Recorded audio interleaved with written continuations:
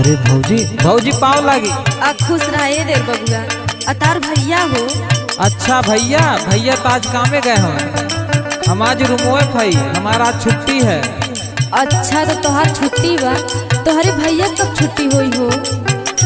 अरे भौजी अब का बताई, भैया छुट्टी ना मिलत बा। हमार छुट्टी है कहा मैं ही घरे चली आई।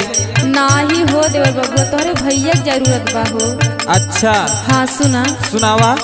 हरे पाँच बरसवा के दिन कब हो रही है। हरे पाँच बरसवा के दिन कब हो रही है। बतावा देवारू बलमो घर कब आई है। बतावा देवारू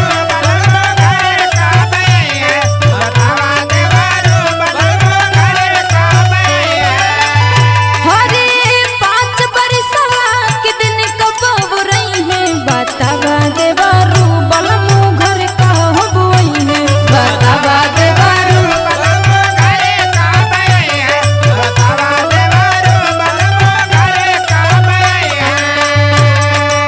अरे भौजी का हो? जानत हो यहाँ कुछ छुट्टी जल्दी ना मिलत। एकर का मतलब घर दुआर सब कुछ भुलाई जाए। नहीं भौजी हमार बात सुना। सुनावा। पतझड़ बगिया माँ कोयल ना बोले।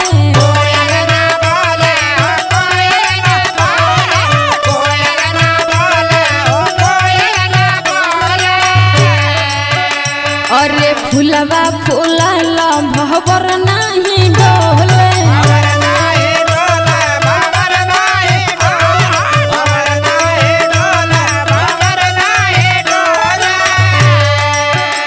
अरे सुनी हो अंगना के कब चाह गई है। अरे सुनी हो अंगना के कब चाह गई है। बतावा देवारू बलमो घर कब आई है। बतावा देवारू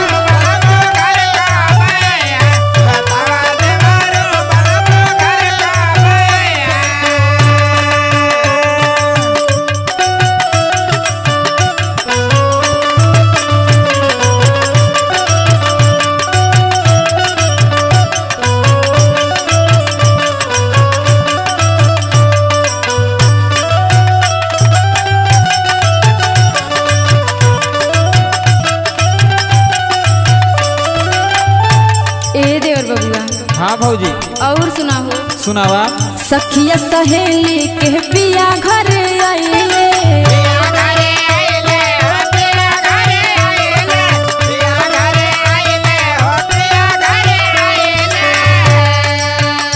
अरे हमारा पा देवर तोहर